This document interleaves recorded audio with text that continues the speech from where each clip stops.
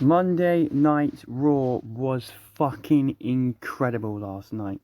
There was so much to talk about, so let's just get straight into it. Hello everybody, my name is Sam, and today we're going over one of the craziest Monday Night Raws with one of the craziest endings. So at the start of the show, there was the Uncle Howdy countdown, and they were in the intro of the show, and the "We're Here" came on the screen. The timer hit 0, and "We're Here" was there. And a couple of times you could actually see them in the background, like segments, but they never appeared until right at the end. Seth Rollins appeared, though. Seth Rollins is back from injury already, which is shocking. That was a quick recovery for Seth, but he's back, so I can't wait to see what's happening next. And we didn't have to wait to find out. Damian Priest came in, called out Seth, said, "Look, me, you, Money in the Bank." Seth accepted. So, does Seth beat Priest and Seth face Gunther? Because I think people think that's going to be the bigger match. But you could make Damian a great champion here by having Priest beat Seth. Finally, Otis finally did it. He finally got rid of Chad Gable. Braun Strowman faced Chad Gable in a very quick match. A crazy finish by Braun, though. Did like a flipping running power slam. That was really cool. And then Chad Gable started berating the Alpha Academy, slapped his hour.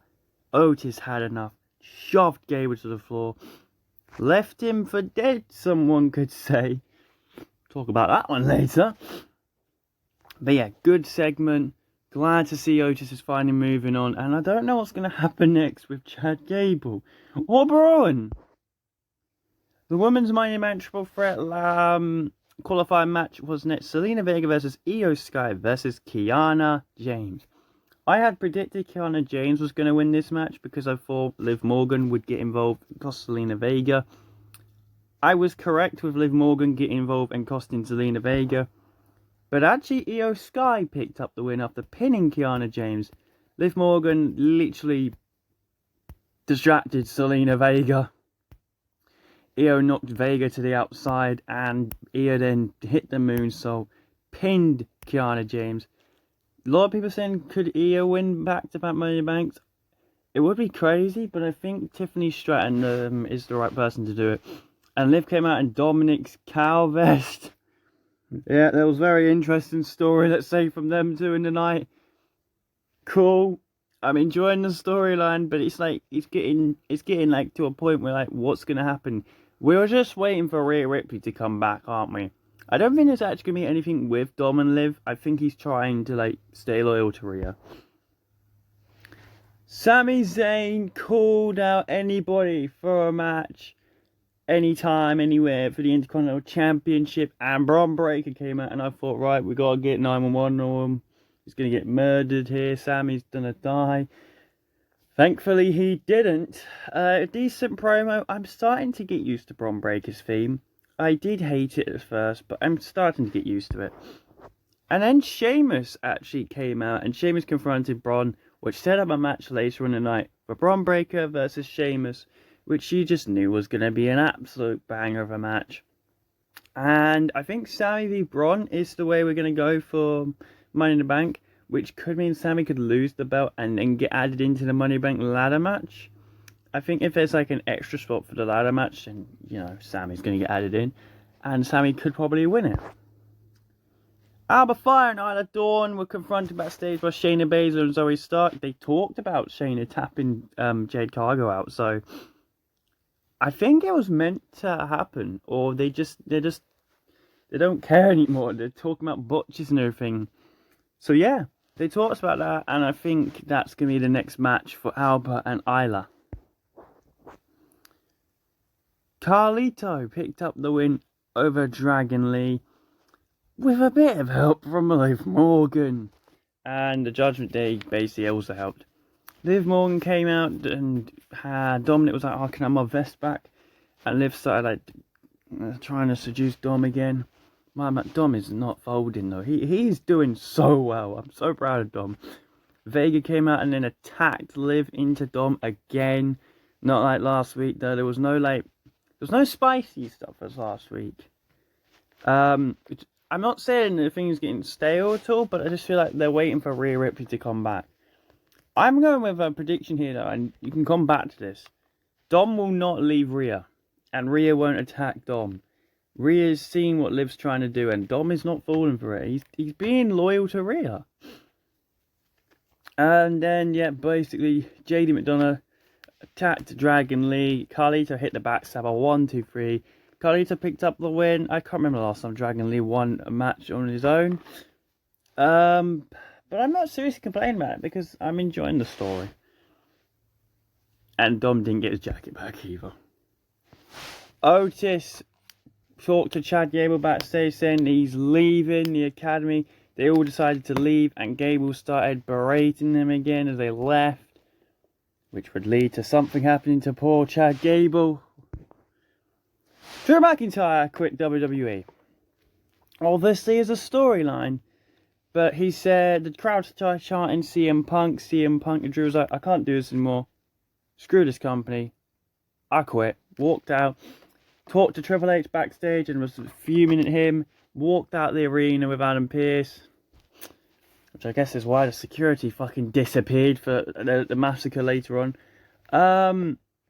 Yeah, I think Drew maybe either turns up on Friday in Chicago to attack Punk. Or generally he's just taking a long break out for a moment. Who knows? But yeah, Drew's quit. It's kind of his own fault. He was literally laughing at Punk every time when Punk was injured, so. But I'm still gutted for Drew. Kaden Carter and Katana Chance picked up a quick win over Damage Control, and Io Sky was pissed backstage. I don't really know what's going on with Damage Control. They're not doing very well at the moment, so maybe just wait till Asuka gets back, I guess. And also, Lyra Valkyria helped. Then we had Sheamus versus Bron Breakker, which actually ended in a DQ because Ludwig Kaiser decided to attack Sheamus, attack the bad leg, and then he was going to go back for more, and Bron Breakker hit one of the most deadliest spears I've seen. This man covered ground so quickly. Apparently he was going at like 33 miles per hour. That man was rapid. Then he confronted Sami Zayn, shoved him, and Sami and him were trying to attack each other. So I think that's where we're going for Money in the Bank. And then we got to the main event of the show. We knew Howdy was going to eventually turn up. So I thought maybe he was going to attack Jey Uso because Jey took the Fireflies. I was like, oh, fudge. Jey's going to lose this match. It was a very entertaining match. At points I thought Balor was going to win. Then Ray looked like he was going to win. He hit a double 619. Judgment Day came down because it's a no DQ match. Judgment Day came down, but not Damian Priest. And Priest seems to be staying away from it. Also, there was a backstage segment where Dom wanted to get his Calvest back from Liv. And Liv was like, you got to take it off me. And she unzipped it a bit. And Damien comes in like, Dom! I go because he spoke Puerto Rican or something. And it was like an unhappy dad. Disappointed. And then he said to Liv like, could you leave the kid alone? And Liv's like, oh, I think he wants all of me. I don't know what's going on with this storyline. I genuinely think they're just waiting for Rhea Ripley to return. So I don't think Dom's going to actually leave Rhea. I don't see Dom and Liv happening. It's a good story, but I think it's Liv and Finn. People have got to watch out for Liv and Finn. They talked about the hotel key because Finn got caught in literal 4K by Pat McAfee. And Damian Priest saw it. I think it's Finn. I think Finn went and put the Calvest in Liv Morgan's hotel room. They're trying to frame Dom to get rid of Dom or something. Maybe that's their plan here. Again, you can come back to this, but I think Finn and Liv are working together, and that was Finn who placed the Calvest in Liv's hotel room. But who knows? That's what I'm going with. I think Finn and Liv are working together. And there was kind of signs of it, but Finn didn't win this match. Jey Uso picked up the win. After Finn hit a coup de grace Ray, and then Jey hit the splash. 1, 2, 3. And that was it. That was the end of the show. Yeah, no, it wasn't. Jey celebrated with the crowd, and then the Fiend sound hit. And honestly, I got emotional. I got really emotional. And then this, just wow. So we had the door. We had Bray Wyatt's theme, the Shatter theme. the door opened and Nikki Cross came out dressed as like the girl from The Ring. It was like so weird and creepy. It was sick. Then she pointed, and backstage there was, I think it was Eric Rowan at first, with the hammer as Rambling Rabbit, which had help on it. You had the red circle on it. And also, there was like people beating up on the floor. We went backstage into Gorilla. And there was, I think, Dexter Loomis as Mercy the Buzzard, and he'd beaten up loads of people. As you can see here, blood on the walls. I don't know who he beat up. And then we go even further backstage. First of all, we see this like pig man, which was, I don't know, I think that was Joe Gacy. I'm going to say that was Gacy. And then we go even further, and Chad Gable's just lying there, bloody dead. Looks like he's got a bullet wound in his head. And then we saw him, Uncle Howdy. And my god, they look so fucking good. Like, honestly, the presentation of this group last night was incredible. This is the group here. You've got Howdy, which is Bo. You've got Abby the Witch, I'm going to say, which is Nikki Cross. I think that's Abby the Witch. I don't think that's Sister Abigail. I think that's Abby the Witch. I think Sister Abigail will be Alexa Bliss.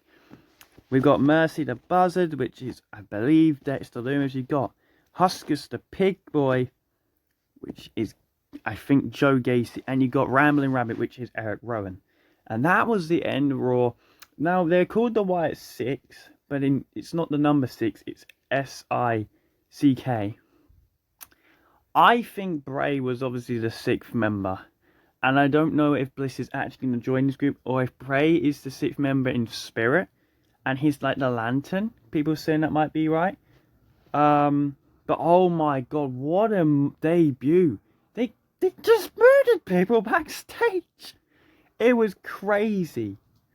And I was so happy, but emotional at the same time, because Bray should have been there. And it's sad, but how do you start Raw next week? How do you start SmackDown? I don't think they're going to appear on SmackDown. I think they're just being on Raw. But they could end SmackDown as well. But we were told about this debut. I'm not sure what's going to happen next. This is my only issue. Because it's a 10 out of 10 debut. But what the hell are you going to do? Because when Bray returned, it was cool and everything. But it was like a very slow build. The Fiend stuff, when he turned into the Fiend, was cool as hell. So I don't know what we're doing here. Are we just going to murder more people backstage? But that was my Monday Night Raw review. I would give that Raw episode, honestly, a 10 out of 10. It was great. You had a surprise return of Seth Rollins. You had Otis finally turn on Chad. You had a very good main event. Jey Uso won. The crowd was crazy. Oh, and Jay in the back to the interview said, yeah, no, you can have the damn Fireflies back. And then he gave a shout out to Bray Wyatt. And I think I was like, are they going to go after Jay?